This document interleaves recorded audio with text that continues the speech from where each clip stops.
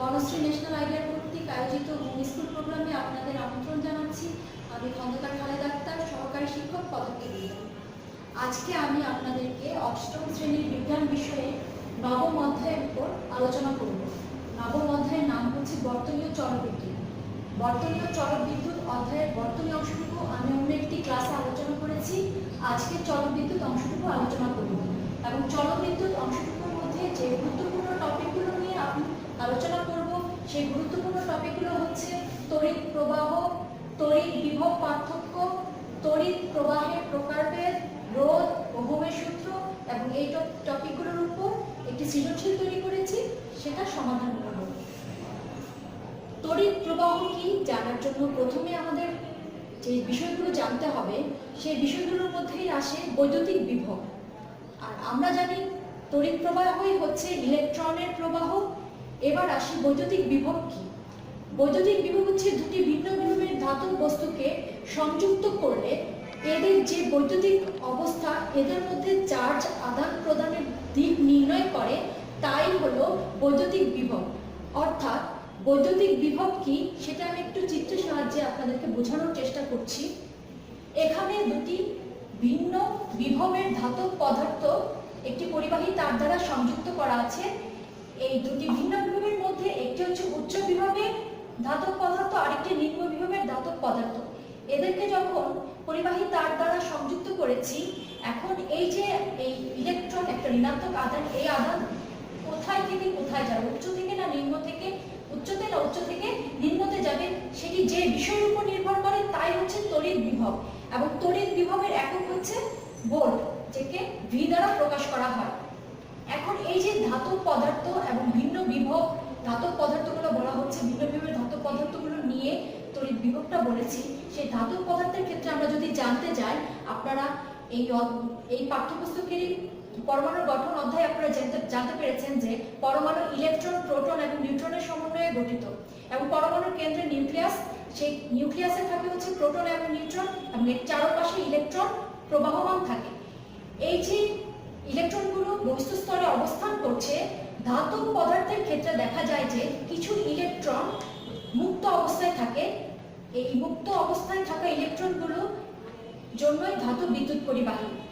এটাই হচ্ছে মুক্ত ইলেকট্রন তত্ত্ব থেকে এটা আমরা জানতে পেরেছি।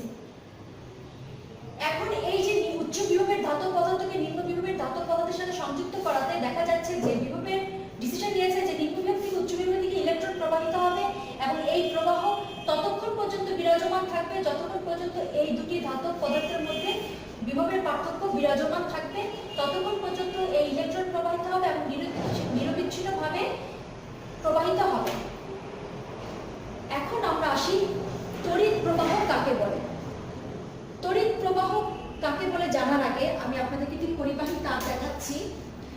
এই একটা পরিবাহী তার, এই পরিবাহী তারের ভিতরে একটি ধাতব পদার্থ আছে যার মধ্য দিয়ে বিদ্যুৎ প্রবাহিত হয় এবং এই পরিবাহী তারের বাইরে আছে অপরিবাহী একটি পদার্থ দ্বারা মোড়ানো আছে এবং এই তারের এইটি হচ্ছে প্রস্থচ্ছেদের ক্ষেত্রফল। প্রস্থচ্ছেদের ক্ষেত্রফল এটা দেখানোর কারণ হচ্ছে, যখন আমি সংজ্ঞাটা বলবো এই বিষয়টা আপনাদের প্রয়োজন হবে। কোনো পরিবাহী যে কোনো প্রস্থচ্ছেদের, এই যে একটু আগে বলেছি, যে কোনো প্রস্থচ্ছেদের মধ্য দিয়ে একক সময়ে যে পরিমাণ আধান প্রবাহিত হয় তাই হলো তড়িৎ প্রবাহ। তার মানে পরিবাহী প্রস্থচ্ছেদের, যে কোনো প্রস্থচ্ছেদের মধ্য দিয়ে একক সময়ে আধানের যে প্রবাহিত হচ্ছে সেই পরিমাণটুকুই হচ্ছে কি তড়িৎ প্রবাহ। তড়িৎ প্রবাহকে আই দ্বারা প্রকাশ করা হয় এবং এর একক হচ্ছে অ্যাম্পিয়ার। আমাদের একটা জিনিস লক্ষ্য রাখতে হবে, আমি চিত্রে একটা জিনিস এঁকে রেখেছি, দেখেন ইলেকট্রন নিম্ন বিভব থেকে উচ্চ বিভবে যাচ্ছে, ইলেকট্রন নিম্ন বিভব থেকে উচ্চ বিভবে যাচ্ছে এবং তড়িৎ প্রবাহ উচ্চ বিভব থেকে নিম্ন বিভবে যায়। এটা হচ্ছে প্রচলিত নিয়ম। প্রচলিত নিয়ম অনুসারে আমরা জানি যে তড়িৎ প্রবাহ, ইলেকট্রন যেদিকে প্রবাহিত হবে তড়িৎ প্রবাহ তার বিপরীত দিকে প্রবাহিত হবে এবং এই প্রবাহ এই দুই বিন্দু বা দুই পদার্থের মধ্যে পার্থক্য, বিভব পার্থক্য যতক্ষণ বজায় থাকবে এই তড়িৎ প্রবাহ ততক্ষণ পর্যন্ত নিরবিচ্ছিন্নভাবে চলবে। এই তড়িৎ প্রবাহ যে দুই বিন্দুর যে বিভব পার্থক্য, সেই বিভব পার্থক্যের সংজ্ঞায় আসি আমরা। তড়িৎ বিভব পার্থক্য প্রতি একক ধনাত্মক আধানকে বা প্রতি একক আধানকে, সেটা ধনাত্মক হতে পারে ঋণাত্মক হতে পারে, তড়িৎ ক্ষেত্রের এক বিন্দু থেকে অন্য বিন্দুতে স্থানান্তর করতে সম্পূর্ণ কাজের পরিমাণই হলো ওই বিন্দুর তড়িৎ বিভব পার্থক্য। অর্থাৎ তড়িৎ বিভব পার্থক্য, আমি একটু বর্তনীকে রেখেছি, বর্তনীর এই যে এইটা প্লাস প্রান্ত এবং এটা মাইনাস প্রান্ত, এই প্লাস প্রান্ত থেকে যে আধান প্রবাহিত হচ্ছে বা মাইনাস প্রান্ত থেকে যে আধান প্রবাহিত হয়ে প্লাস প্রান্তে আসছে, তার মানে এই দুই বিন্দুর মধ্যে একটা পার্থক্য বিদ্যমান। এই দুই বিন্দুর বিভব পার্থক্যের সংজ্ঞাটা তাহলে আমরা এভাবেই আসি যে একক আধানকে এই সম্পূর্ণ তড়িৎ ক্ষেত্রে এক বিন্দু থেকে ঘুরিয়ে আবার এই বিন্দু অন্য এক বিন্দুতে আনলে যে পরিমাণ কাজ সম্পূর্ণ হয়েছে তা এই দুই বিন্দুর বিভব পার্থক্য, এবং এর একক হচ্ছে ভোল্ট। এবার আসি আমরা রোধ কাকে বলে। রোধ কি? রোধ হচ্ছে পরিবাহের একটি ধর্ম।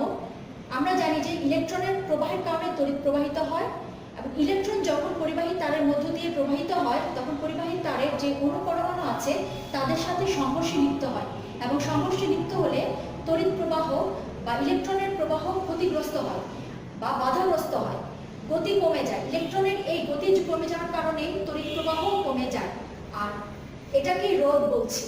আর রোধের একক হচ্ছে ওহম। প্রিয় শিক্ষার্থীরা, এবার আসি তড়িৎ প্রবাহের প্রকারে। তড়িৎ প্রবাহ দুই প্রকার, একটা অপর্যায়বৃত্ত বা একমুখী বা ডিসি প্রবাহ, অপরটি হচ্ছে পর্যায়বৃত্ত বা এসি প্রবাহ। অপর্যায়বৃত্ত বা একমুখী বা ডিসি প্রবাহের সংজ্ঞা যদি দিতে চাই তাহলে সেখানে লেখা আছে, দেখেন, যে তড়িৎ প্রবাহ সবসময় একই দিকে প্রবাহিত হয়, অর্থাৎ যে তড়িৎ প্রবাহের কোনো দিক পরিবর্তন হবে না, একই দিকে প্রবাহিত হবে, তাকে আমরা অপর্যায়বৃত্ত প্রবাহ বলছি। এখানে একটি গ্রাফে বা একটি ছবি এঁকেছি, চিত্র এঁকেছি, যেখানে দেখেন এক্স অক্ষ বরাবর আমি সময় নিয়েছি এবং ওয়াই অক্ষ বরাবর আমি তড়িৎ প্রবাহ নিয়েছি। এবং একটু লক্ষ্য করেন, সময় যতই বৃদ্ধি পাচ্ছে তড়িৎ প্রবাহর দিকের কোনো পরিবর্তন হচ্ছে না। তাহলে এটা হচ্ছে একটা অপর্যায়বৃত্ত প্রবাহ, মানে দিকের পরিবর্তন হচ্ছে না, বা একমুখী প্রবাহ বা ডিসি প্রবাহ। ডিসি প্রবাহ সাধারণত তড়িৎ কোষ বা আমরা যে ব্যাটারি ব্যবহার করি সেই ব্যাটারি বা তড়িৎ কোষ থেকে আমরা ডিসি প্রবাহ পেয়ে থাকি।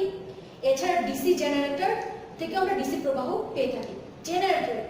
জেনারেটর হচ্ছে এমন একটি তড়িৎ যন্ত্র যেখানে যান্ত্রিক শক্তিকে তড়িৎ শক্তিতে রূপান্তর করা হয়, এবং জেনারেটর দুই ধরনের হতে পারে, দুই ধরনের হয়, একটা এসি জেনারেটর এবং একটি ডিসি জেনারেটর। আর যেটি ডিসি জেনারেটর সেখান থেকে আমরা অপর্যায়বৃত্ত বা একমুখী বা ডিসি প্রবাহ পেয়ে থাকি। এবার আসি পর্যায়বৃত্ত বা এসি প্রবাহ। এসি প্রবাহের সংজ্ঞা দেখেন, যখন নির্দিষ্ট সময় পরপর তড়িৎ প্রবাহের দিক পরিবর্তিত হয় সেই তড়িৎ প্রবাহকে পর্যায়বৃত্ত প্রবাহ বলে। তার মানে পর্যায়বৃত্ত প্রবাহের ছবি যদি আমরা দেখতে চাই, দেখেন সেই একইভাবে আমি নিয়েছি অপর্যায়বৃত্ত প্রবাহের মতো সময়কে এক্স অক্ষ এবং তড়িৎ প্রবাহকে ওয়াই অক্ষ বরাবর। দেখেন সময় বৃদ্ধির সাথে সাথে তড়িৎ প্রবাহের দিকের পরিবর্তন হচ্ছে, তড়িৎ একবার উপর দিকে যাচ্ছে তো আরেকবার নিচ দিকে যাচ্ছে, এই যে দিক পরিবর্তন করছে এই প্রবাহকে আমরা বলছি এসি প্রবাহ বা পর্যায়বৃত্ত প্রবাহ। পর্যায়বৃত্ত প্রবাহ আমরা জেনারেটর বা ডায়নামো থেকে পেয়ে থাকি, মানে জেনারেটর বা ডায়নামো হচ্ছে তড়িৎ প্রবাহের, এসি তড়িৎ প্রবাহের উৎস। এবং বাংলাদেশের যে বিদ্যুৎ উৎপাদন কেন্দ্রগুলো আছে সেখানে জেনারেটরের মাধ্যমেই এসি প্রবাহ উৎপন্ন করা হয়, এবং বিশ্বের প্রায় সকল দেশেই এসি প্রবাহ ব্যবহার করা হয়। এই এসি প্রবাহ উৎপন্ন এবং সরবরাহ করা সহজ এবং সাশ্রয়ী।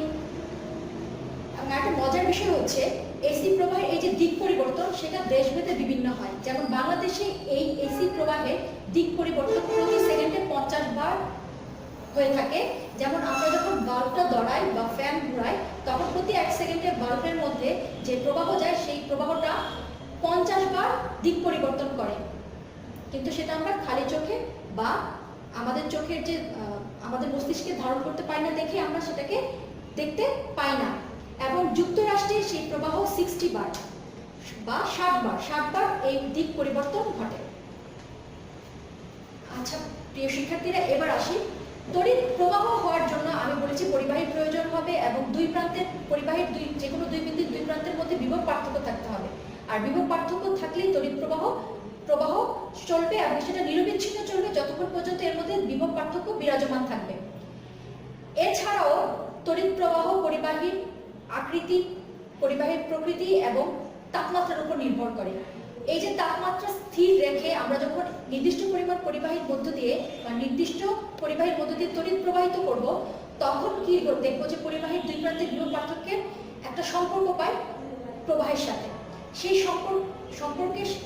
সম্পর্ক ওহম একটি সূত্রের মাধ্যমে প্রকাশ করেছে, যেটাকে ওহমের সূত্র বলা হয়। সেই সূত্রটা হচ্ছে তাপমাত্রা স্থির থাকলে কোনো নির্দিষ্ট পরিবাহীর মধ্য দিয়ে প্রবাহিত তড়িৎ প্রবাহের মান পরিবাহীর দুই প্রান্তের বিভব পার্থক্যের সমানুপাতিক। অর্থাৎ কোনো পরিবাহীর বিভব যদি ভি এবং রোধ যদি আর হয় এবং তড়িৎ প্রবাহ যদি আর হয়, I = V/R। আমি এই জিনিসটা একটু এই চিত্রের মাধ্যমে দেখাই যে এইটাকে একটা সার্কিট যদি পুরো কল্পনা করি এবং এই দুই বিন্দু যদি আমি চিন্তা করি, তাহলে এই দুই বিন্দুর বিভব পার্থক্য, এই যে পরিবাহীটা ব্যবহার করছি, পরিবাহীটা তার নির্দিষ্ট তাপমাত্রায় যদি তার যদি নির্দিষ্ট থাকে, তাহলে দুই বিন্দুর বিভব পার্থক্য প্রবাহিত তড়িৎ প্রবাহের সমান হবে। অর্থাৎ I is proportional to B বা I সমানুপাতিক B। তড়িৎ প্রবাহ ওই দুই প্রান্তের বিভব পার্থক্যের সমানুপাতিক। এখন একটি গ্রাফে আমি একটু দেখাই, আপনারা লক্ষ্য করুন। এখানে x অক্ষ বরাবর একটি গ্রাফ কাগজে x অক্ষ বরাবর যদি বিভব ভোল্ট এককে নেই এবং y অক্ষ বরাবর তড়িৎ প্রবাহ অ্যাম্পিয়ার এককে নেই, তাহলে দেখব যে বিভব বৃদ্ধির সাথে সাথে তড়িৎ প্রবাহের মানও বৃদ্ধি পাচ্ছে এবং একটি মূল বিন্দুগামী সরলরেখা পাওয়া গিয়েছে। এটাকে যদি 0 দ্বারা ইন্ডিকেট করি মূল বিন্দুকে, তাহলে দেখতে পাচ্ছি মূল বিন্দুগামী একটি সরলরেখা পাওয়া গিয়েছে। অর্থাৎ তড়িৎ প্রবাহ বিভব পার্থক্যের সমানুপাতিক।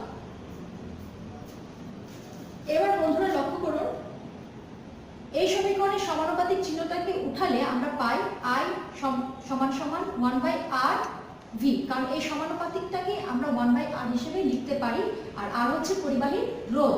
তার মানে দেখেন যে বিভব পার্থক্য পরিবাহীর রোধের সাথে ব্যস্তানুপাতে পরিবর্তিত হয়। অর্থাৎ রোধ যত বেশি হবে প্রবাহ তত কম হবে এবং রোধ যত কম হবে প্রবাহের মান তত বেশি হবে। তার মানে পরিবাহী তারের মধ্যে প্রবাহিত ইলেকট্রন যদি পরিবাহীর ইলেকট্রন প্রোটনের সাথে সংঘর্ষ বা পরিবাহীর পরমাণুর সাথে সংঘর্ষে লিপ্ত হয়, পরিবাহীর পরমাণুর সাথে সংঘর্ষে লিপ্ত হয় এবং লিপ্ত হওয়ার পরিমাণ যদি বেশি হয়, তাহলে তড়িৎ প্রবাহ কি হবে? কমে যাবে।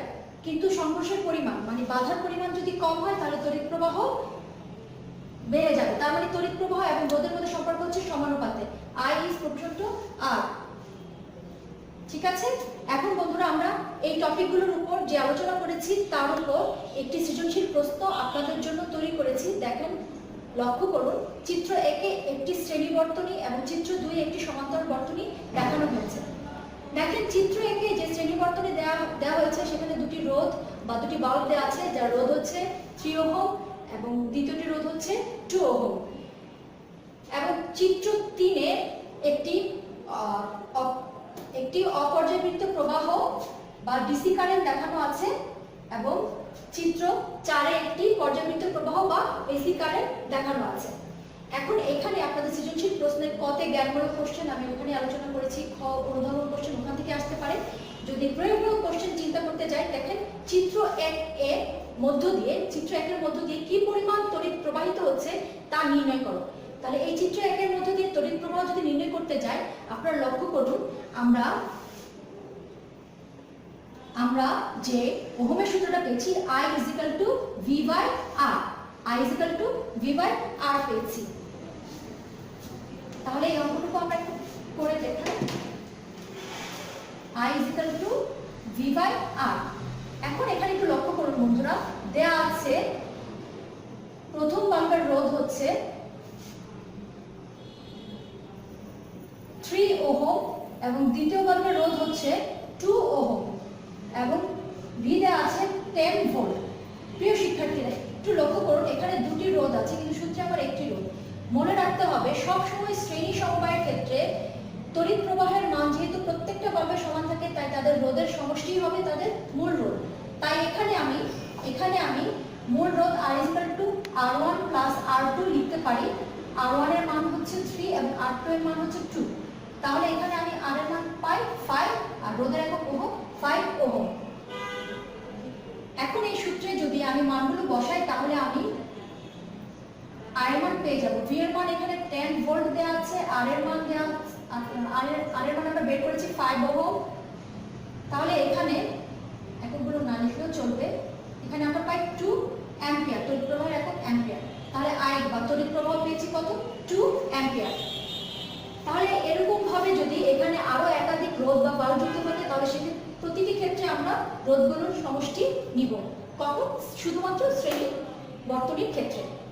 এবার উচ্চতর দক্ষতার যে কোশ্চেনটা, সেটাতে আমরা দেখি চিত্র 3 এবং চিত্র 4 এর তড়িৎ প্রবাহের মধ্যে কোন ধরনের তড়িৎ প্রবাহের ব্যবহার বেশি সুবিধাজনক বিশ্লেষণ করো। তার মানে চিত্র 3 এ দেওয়া আছে আমাদের অপর্যায়বৃত্ত প্রবাহ এবং চিত্র 4 এ দেওয়া আছে পর্যায়বৃত্ত প্রবাহ। আমাদেরকে বলা হয়েছে এই দুটির মধ্যে কোনটি ব্যবহার বেশি সুবিধাজনক। আপনারা এর আগে আমি আলোচনা করেছি এবং আপনারা সেই আলোচনা থেকে দেখতে পেয়েছেন যে পরিবর্তী প্রবাহ বিশ্বের সব দেশেই ব্যবহার করা হচ্ছে। এটি উৎপন্ন সরবরাহ করা সহজ এবং সাশ্রয়ী, এবং এটি যে কোনো তড়িৎ যন্ত্রে ব্যবহার করা উপযোগী। সহজে এর ভোল্টেজে পরিবর্তন করা যায়। এছাড়াও আরো অন্যান্য সুবিধা আছে, ক্যাপাসিটর ব্যবহার করা যায়। তার মানে অপর্যায়বৃত্ত প্রবাহ থেকে পর্যায়বৃত্ত প্রবাহের ব্যবহার আমরা বহু বিদ্যুৎ পাচ্ছি। তাই অপর্যায়বৃত্ত প্রবাহ থেকে পর্যায়বৃত্ত প্রবাহ ব্যবহার করা বেশি সুবিধাজনক। প্রিয় শিক্ষার্থীরা, আজ এই পর্যন্তই। অন্য কোনো দিন অন্য কোনো বিষয় নিয়ে আপনাদের সামনে হাজির হব। সে পর্যন্ত ভালো থাকবেন। আল্লাহ হাফেজ।